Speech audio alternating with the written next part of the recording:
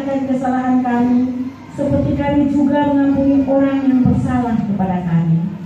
Karena jikalau kamu mengampuni kesalahan orang, Bapamu yang di surga akan mengampuni kamu juga. Tetapi jikalau kamu tidak mengampuni orang, Bapamu juga tidak akan mengampuni kesalahannya. Demikianlah kebenaran firman saat ini. Haleluya, haleluya, haleluya.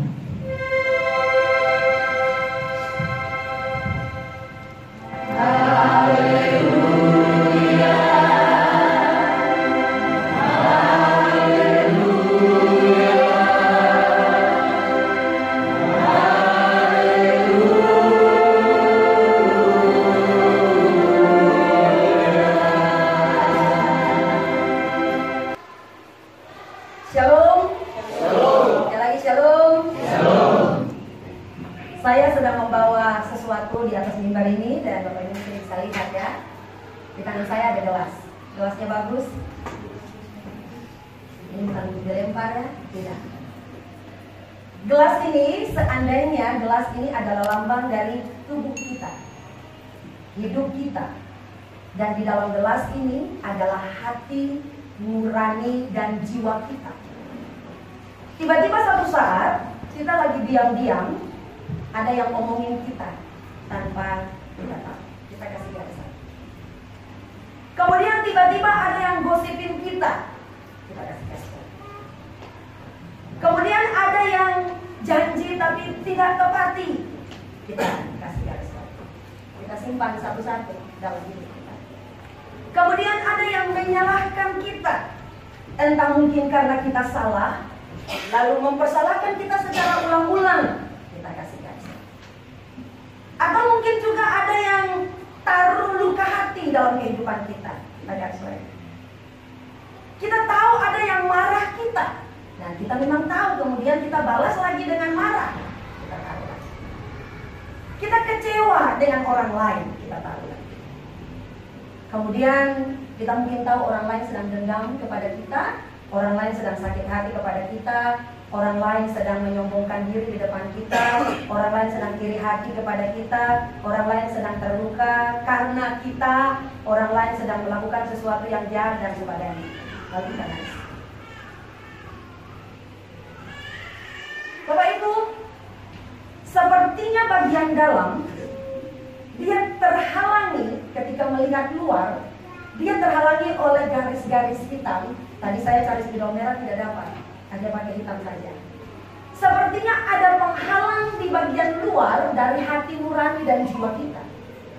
Dan kalau seandainya ini terus dibuat, kemudian ada yang sakit hati, bikin kita sakit hati, kita simpan. Ada yang bikin luka hati, kita simpan. Ada yang bikin kita marah, kita simpan. Ada yang bikin kepahitan, kita simpan. Semua kita simpan. Maka bagian luar ini akan tertutupi dengan hal-hal yang menjadi efek pengaruh orang luar terhadap kita. Jadi pandangan hati nurani kita dan jiwa kita keluar, itu akan dihalangi, akan dipengaruhi oleh penilaian-penilaian orang lain, sikap hidup orang lain, dan apa yang orang lain membuat bagi kita, kita tempelkan dalam kehidupan kita.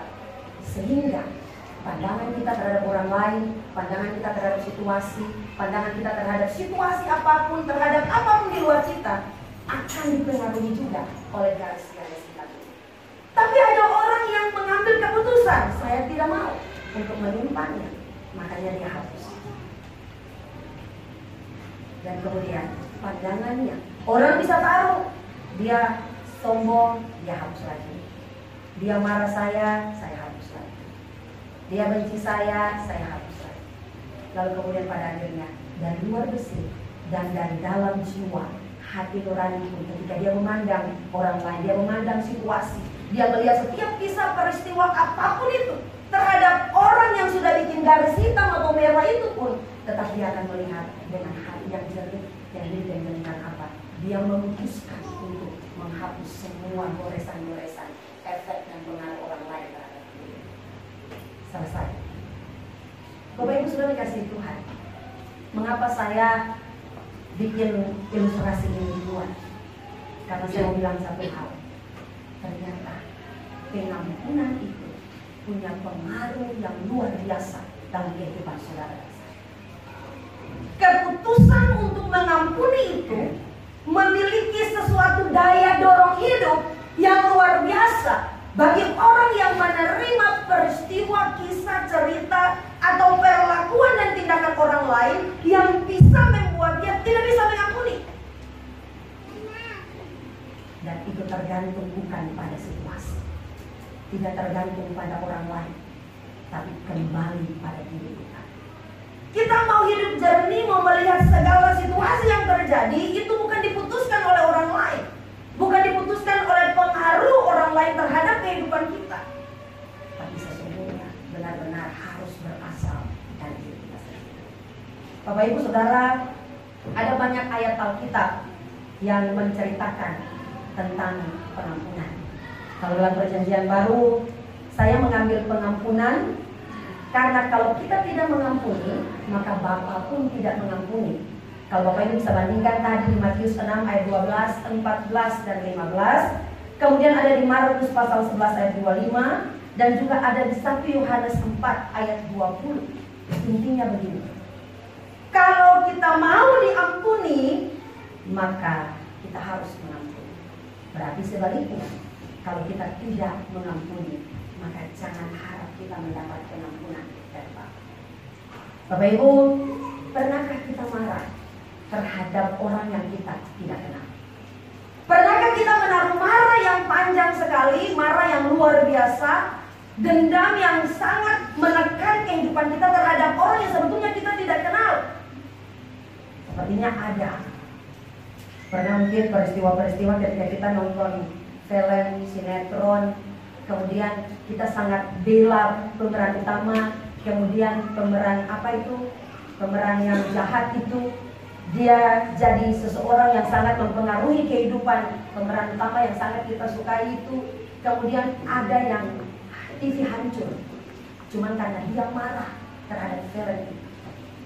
Ada juga yang lebih daripada itu, dia marah sampai dia bilang, nanti kalau kita ketemu ya, bayangkan kita bisa ketemu dengan pemain sinetron satu-satu, dia balas dia benar-benar. Padahal sesuatu itu yang kita terima itu belum tentu membuat kita sebetulnya harus marah terhadap peristiwa itu. Bapak Ibu pernah asik-asik WA, tiba-tiba lowbat dan baterai habis, ini handphonenya rasa-rasa mau banting saja, ya. Terus motor ya starter tidak jadi tendang motor gaduh saja. Mobil juga begitu, karena start tidak jadi. Akhirnya kita marah benda-benda yang sebetulnya tidak ada efek dan tidak ada reaksi terhadap marahnya kita. Bapak Ibu Saudara, kadang kita marah itu terhadap orang-orang yang ada di sekitar kita, orang-orang yang dekat dengan kita, orang-orang yang kita kenal, bahkan yang sangat kita kasih dan kita cintai. Kalau marah yang mendatangkan sesuatu yang baik, ada ya.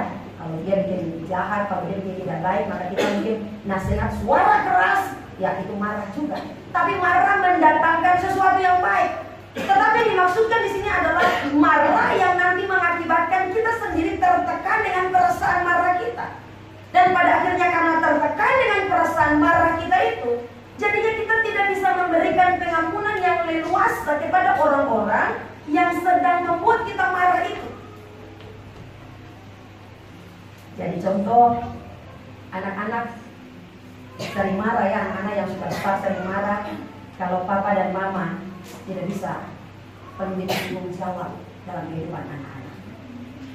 Kalau anak-anak mau bikin malu, maka papa dan mama juga pasti sangat marah sekali. Bahkan ada yang bilang mungkin tidak usah lari-lari ke rumah ini, nanti saya hapus dulu nama dari kakak, sudah tidak ada hubungan lagi. Itu marah yang sangat luar biasa. Bahkan ada anak mantu yang bilang, mama mantu ini kalau kamu tidak baik, jadi akhirnya tidak saling bicara satu dengan yang lain. Sebaliknya, mama mantu juga begitu, sering bilang, anak mantu yang ini boleh, anak mantu yang ini tidak baik. Itu berarti bahwa ada sesuatu yang benar-benar membuat penilaian yang sangat luar biasa. Bahkan ada suami yang bilang, ada istri yang bilang tentang suami ini, dia pemalas, super malas dia bajingan, super bajingan dia pemabuk dan kawan-kawan. Bapak Ibu, kemarin kita angkatan daftaran ya untuk pindah ke Pulau Moyo. Kalau ada satu nona dia bilang begini, dia mungkin nonton TikTok atau mana dia bilang begini,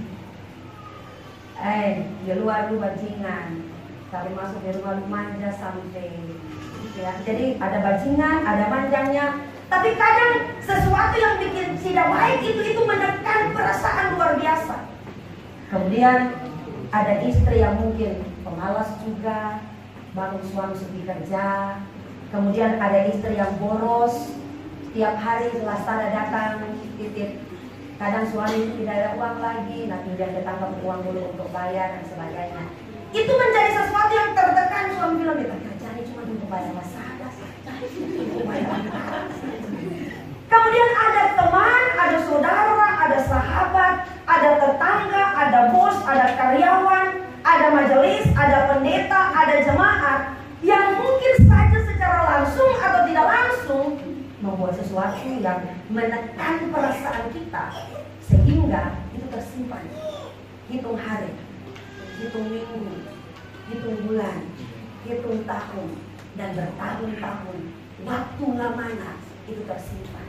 Maka garis-garis hitam tadi satu persatu tambah banyak, tambah banyak, tambah banyak, tambah banyak dalam kehidupan kita. Sehingga efek itu sangat mempengaruhi kita melihat dunia luar, memandang orang lain. Efek itu membuat kita menjadi orang-orang yang sepertinya muka muram, mau senyum saja dengan susah. Karena memang hati, jiwa nurani kita itu sudah terhalang oleh garisan-garisan yang tadi. Dan kita tidak memutuskan untuk menghapusnya. Makanya di mana saja kita ada, di mana saja kita pergi, kita dipengaruhi oleh garisan-garisan yang tadi. Kita terhalang, hati nurani kita, pandangan hidup kita terhalang oleh garis-garis itu tadi. Nah, Bapak Ibu saudara dikasih Tuhan, dengan demikian kalau kita baca 3 ayat tadi, ini bahan hafalan dalam doa Bapa Kami, selalu kita bilang. Dan saya percaya bahwa ketika kita bilang doa Bapa Kami bagian ini, kita harus tersadar, saya bilang Tuhan ampuni saya. Lalu kita ingat, saya belum ampuni. Setelah ulang lagi kita doakan ini, ingat lagi, Tuhan ampuni saya, tapi saya belum ampuni. Makanya firman Tuhan ini katakan, ampunilah kami akan kesalahan kami. Tidak sampai di situ saja, seperti kami juga mengampuni orang yang bersalah kepada kami. Lalu kalau kita balik, jangan ampuni kami akan kesalahan kami, seperti kami juga tidak mengampuni orang yang bersalah kepada kami. Jadi kesejajaran ketika penulis Matius menulis bagian ini adalah kesejajaran antara kesadaran minta ampun dan kesadaran sudah mengampuni. Jadi jangan minta ampun sedangkan kita tidak bisa mengampuni yang lain. Kalau yang kelihatan ini saja kita tidak bisa ampuni, bagaimana mungkin kita mau datang di hadapan Allah dan Tuhan, tolong ampuni saya, sedangkan yang sana saja kita belum ampuni. Kemudian dia lanjut di ayat 14, dia katakan, karena jikalau kamu mengampuni kesalahan orang, Bapamu yang di sorga akan mengampuni juga kamu. Saya kemudian mencari, ternyata bahasa mengampuni kesalahan orang itu tidak sampai pada penebusan, tapi hanya memaafkan saja, ringan, memaafkan saja. Sedangkan Bapamu yang di surga akan mengampuni bahasa ini berbeda dengan bahasa mengampuni pertama. Bahasa mengampuni pertama diarahkan hanya memaafkan, pengertian untuk memaafkan. Sedangkan mengampuni yang kedua ini diarahkan ke penebusan akan dosa. Berarti keterkaitan antara kita memaafkan orang lain itu sangat ringan sekali. Sedangkan penebusan yang Allah lakukan kepada kita itu harus dibayar sampai ke salib. Jadi bayar harganya itu sangat luar biasa yang Allah lakukan. Jadi sama dengan ayat 15 juga ternyata. Tetapi jika kamu tidak mengampuni orang, bahasa yang ini juga sama dengan kata memaafkan. Bukan menebus dosa, memaafkan. Bapamu juga tidak akan mengampuni. Kata mengampuni ini sama dengan menebus dosa. Bapak Ibu bayangkan ya. Jadi ketika saya mulai mencari ini kata mengampuni, ternyata dua kata mengampuni antara kita dengan sesama, itu tidak ada kata mengampuni sampai menebus dosa, tidak ada. Tapi antara kita, Bapa dengan kita, itu sampai pada taraf pengampunan dosa, bahkan penebusan terhadap dosa. Jadi ketika Matius menulis ini, Matius merasa bahwa ternyata sesuatu yang ringan yang harus dilakukan antara kita dengan sesama, itu menjadi sesuatu yang berat ditanggung oleh Allah di salib. berarti Bapak Ibu, ketika kita tidak ampun, ketika kita tidak sekedar memaafkan, dia sudah akan suka sesuatu. Dia tidak suka lihat muka, lalu lu masih berdoa, Bapa kami yang di surga, dikuduskanlah namamu, sampai ampunilah kami. Padahal tadi ada orang berkata minta ampun, minta maaf, berarti proses memaafkan kita kepada sesama itu harus disetarakan dengan proses penebusan Allah terhadap kita. Intinya adalah kalau kita cuma senggol saja, kalau kita cuma injak kaki saja, kalau kita cuma cubit telinga saja, memaafkan itu sangat susah. Bagaimana dengan pengampunan yang Allah berikan atas dosa yang kita lakukan? Penipuan, kebohongan, pencurian, pembunuhan, hak memiliki memiliki harta orang lain dan hak orang lain dan sebagainya, dan hal-hal yang lain. Bukankah kita harus memutuskan dulu apa yang harus kita lakukan supaya kita mendapat sesuatu yang menjadi hak kita daripada Allah?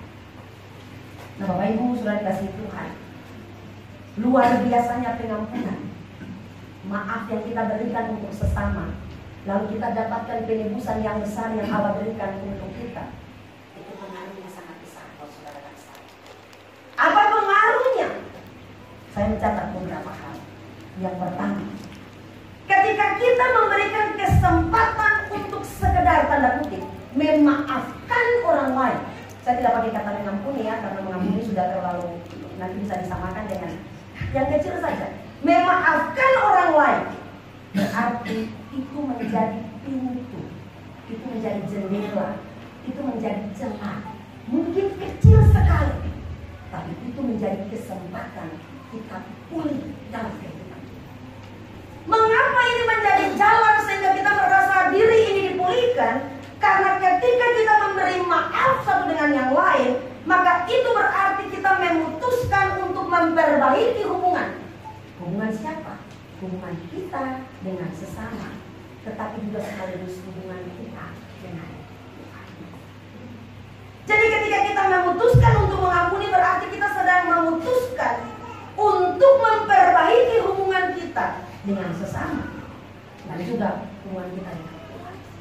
Tetapi sebaliknya, kalau kita tidak memaafkan, berarti kita sedang merusak relasi. Sebaliknya ya, kalau tadi membangun hubungan, kalau kita memutuskan tidak memaafkan, berarti kita sedang merusak relasi atau meruntuhkan relasi antara kita dengan sesama, tetapi juga antara kita dengan Tuhan.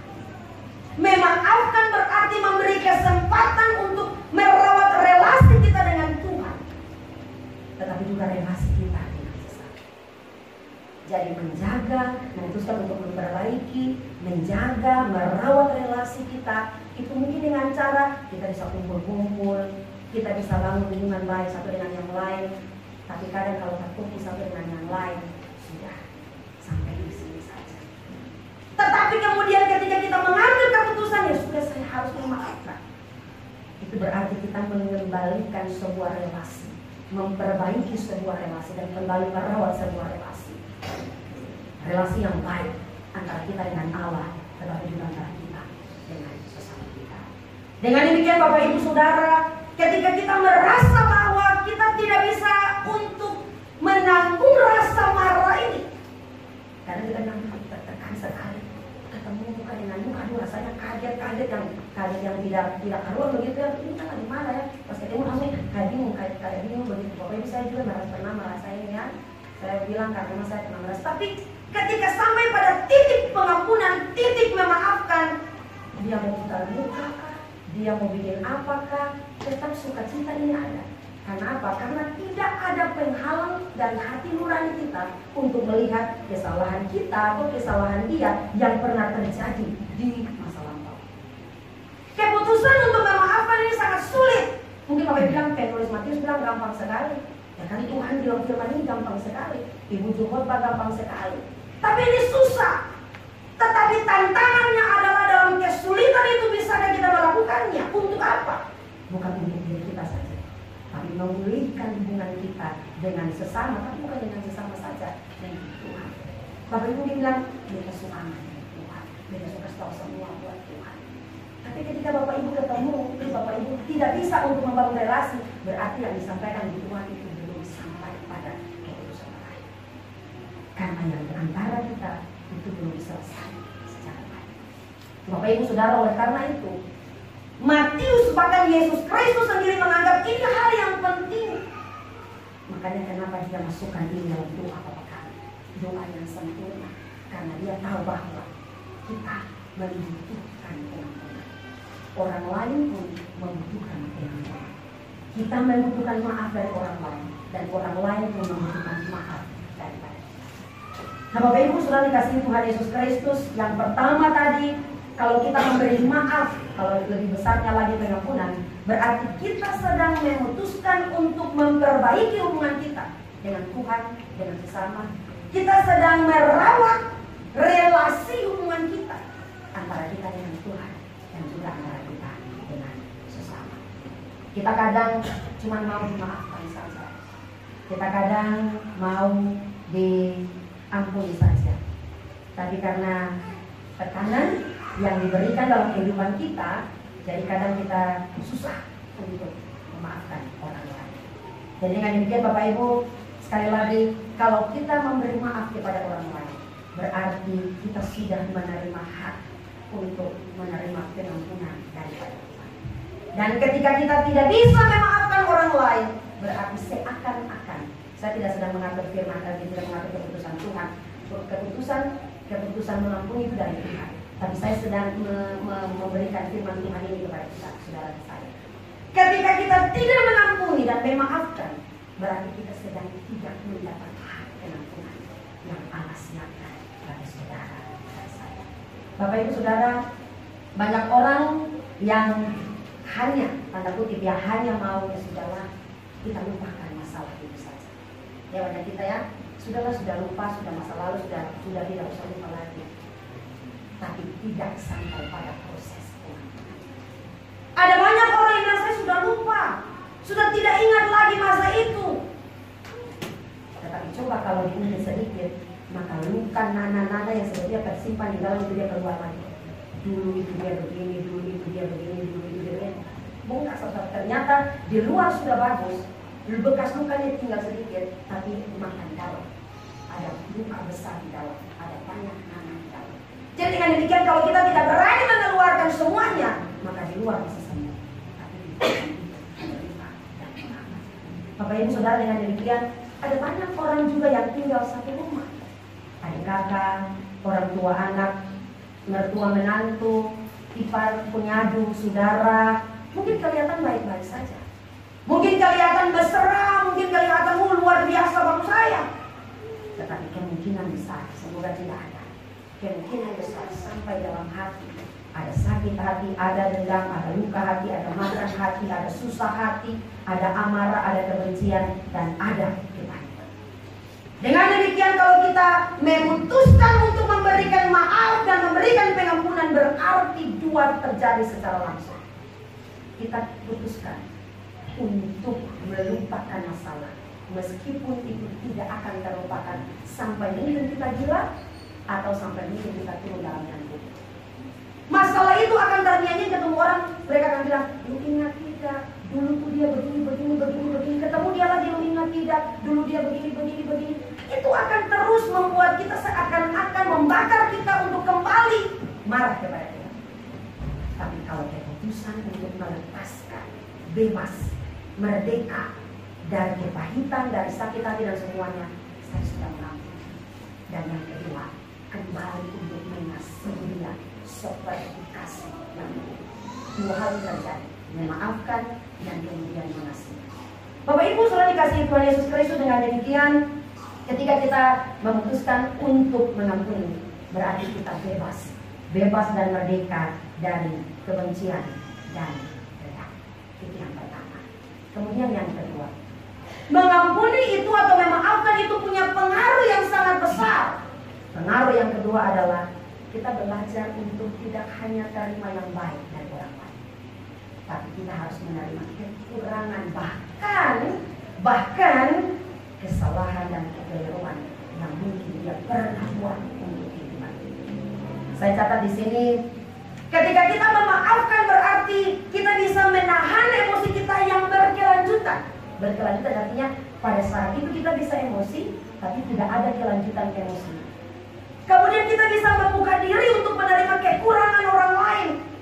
Kemudian kita bisa mengendalikan diri terhadap keputusan-keputusan yang mungkin saja akan merusak hubungan kita dengan orang lain.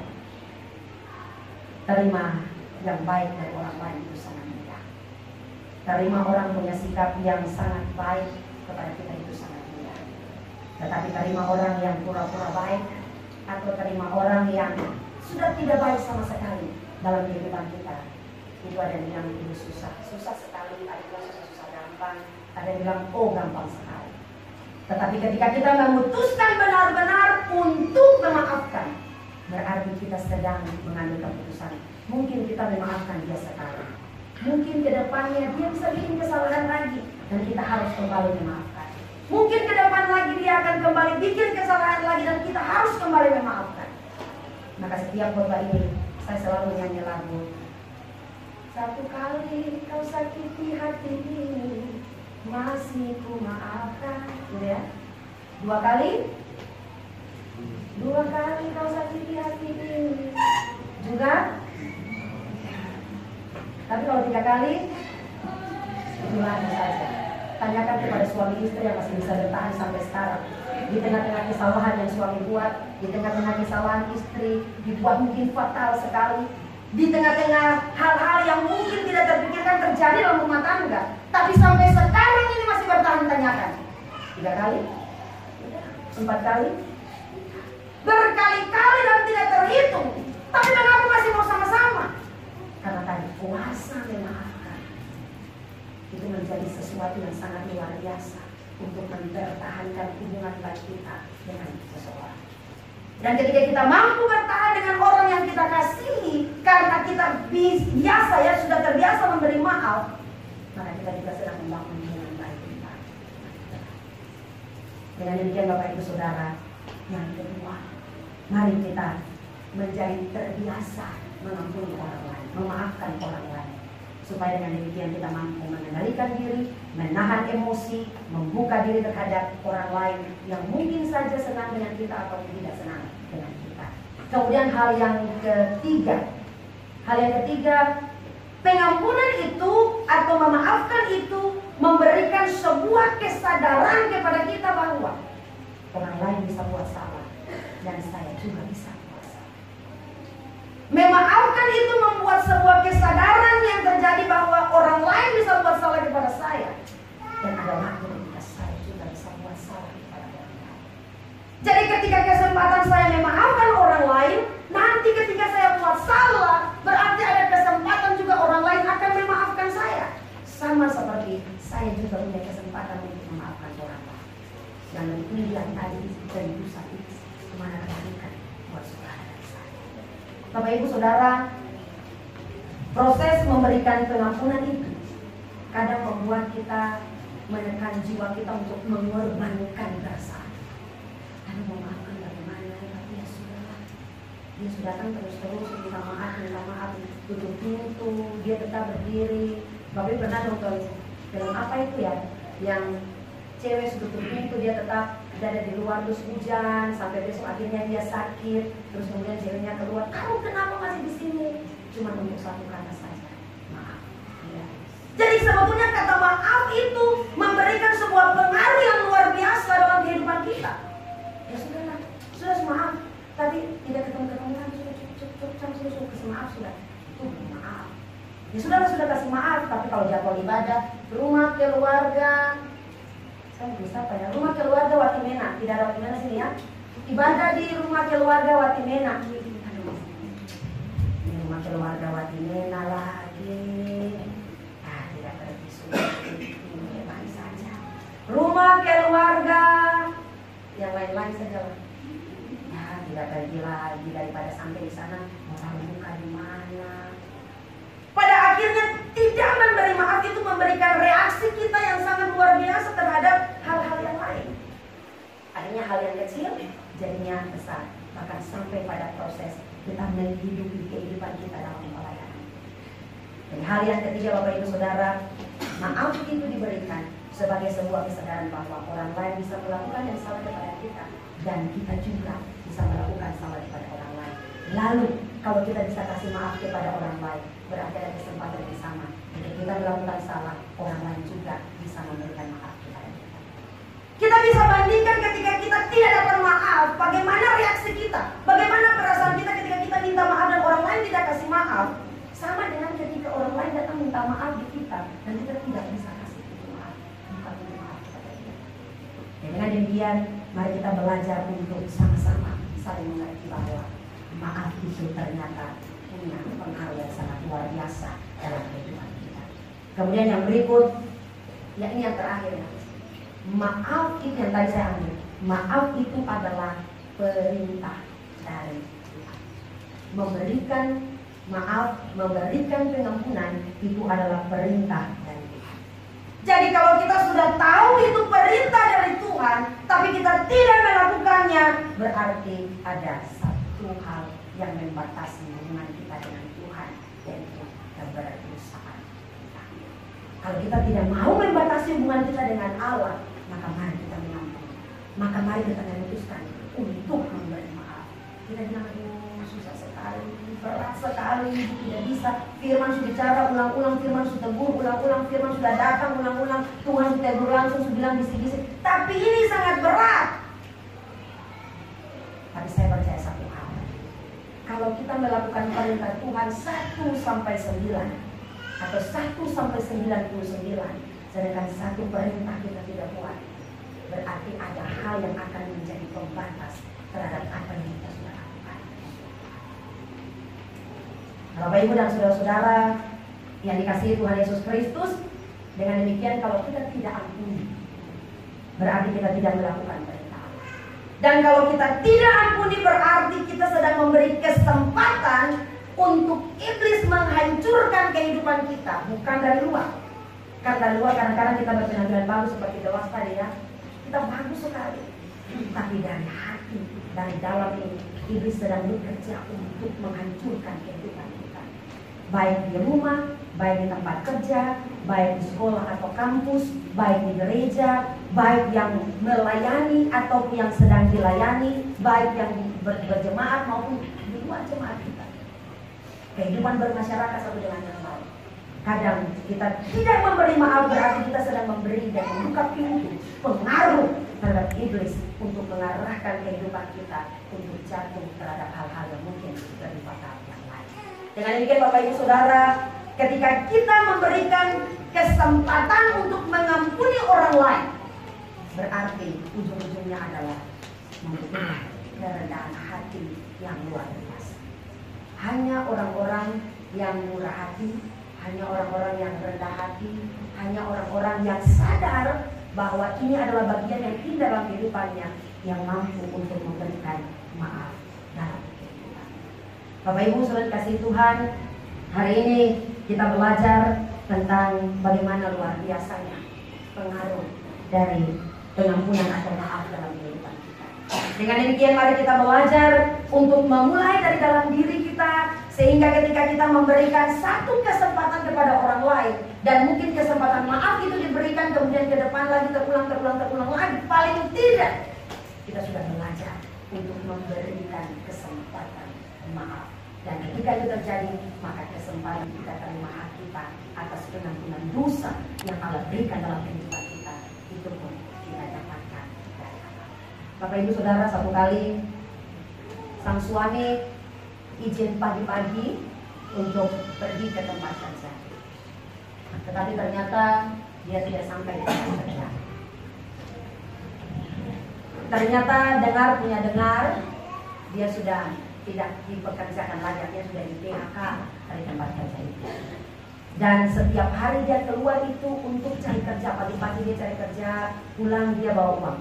Pagi dia pergi cari kerja, pulang dia tetap bawa uang. Pagi dia pergi cari kerja, tapi tetap malam dia bawa uang. Sampai satu saat polisi datang ke door. Ini rumahnya Bapak Budi, tidak ada Budi. Ini rumahnya Bapak Budi. Oh iya Pak, ada apa ya Pak ya? Kami dari kepolisian sedang mencari seorang narapidana yang mencuri di beberapa toko. Jadi kami dapat dari CCTV, ternyata itu adalah Pak. Wah, istrinya menangis luar biasa. Orang uang sudah habis kan dipakai dan tidak ada lagi tersisa. Dia menangis, dia bilang, mengapa suami sudah tipu saya? Mengapa dia pergi malam bawa uang dan itu kita sudah pakai untuk kebutuhan rumah tangga? Mengapa itu terjadi? Dia menangis terus dia bilang, ya saya siap kalau suami saya harus dipenjara. Akhirnya setelah diadil semuanya hukum, dia kena hukuman 3 tahun penjara. Ketika dia pulang, dia tulis sebuah surat. Sebelum dia pulang, dia tulis sebuah surat dulu dan dia titip di salah satu anak muda, dia kasih ke istrinya. Surat itu tertulis, Ma, saya tahu saya sudah sangat menyakiti engkau. Saya pergi pagi, pulang malam bawa uang, ternyata itu hasil curian. Engkau tidak pernah datang untuk menjengukku selama 3 tahun ketika aku di penjara. Aku tahu dan aku sadar itu kesalahan. Hari ini aku keluar, tapi sebelum aku pulang ke rumah kita, masihkah engkau menerimaku? Kalaupun tidak apa-apa. Lalu kemudian surat itu sampai ke tangannya. Kemudian dia balas itu kembali surat. Dengan tunggu sebentar, saya mau balas ini surat untuk suami saya. Dia balas surat, dia bilang, satu kertas besar ya, satu kertas putih besar. Lalu dia bilang, aku tunggu engkau di rumah kita. Dan kemudian dia pas buka begini, tiba-tiba sudah bilang. Ketika dia ketok pintu, dia buka pintu rumah, itu ada satu spray putih besar. Dia tulis, selamat datang di rumah kita, Papa. Dia masuk, dia peluk istrinya, dia peluk anak-anaknya. Lalu suaminya bilang, istrinya bilang cuma satu kata, hari ini, satu kalimat, hari ini aku mau kamu berjanji untuk tidak melakukan lagi. Bapak Ibu, 3 tahun itu dia keluar, 3 tahun berselang lagi ternyata polisi juga datang cari dia. Penerimaan yang luar biasa dari penjara, 3 tahun lagi polisi datang cari dia. Dan ternyata mereka tidak tahu mereka punya rumah besar, punya mobil, karena dia punya istri, mereka punya suami, punya usaha besar. Ternyata dia dapat tahan karena narkoba. Dapat tahan masuk, langsung harus hukum. Kata itu tembak mati. Lalu dia tulis satu kertas sepenggal untuk istrinya. Sebelum aku ditembak mati, tolong beri satu kata maaf, supaya ketika aku pulang ke rumah Bapak, aku diterima karena engkau sudah memberi maaf, supaya aku menerima pengampunan dosa dari Bapak. Dia benar-benar merasa bahwa kalau istrinya tidak mengampuni dia, maka dia tidak akan dapat pengampunan daripada Allah. Mungkin itu sangat sepertinya itu biasa. Ada orang lain juga kan benci dia, tapi dia merasa bahwa tanpa pengampunan besar dari istrinya, maka dia tidak akan mendapatkan pengampunan besar yang besar lagi daripada Allah. Dan ketika mau tembak mati, istrinya datang, lalu istrinya bilang kepada petugas, saya izin untuk menjumpai dia terakhir kali.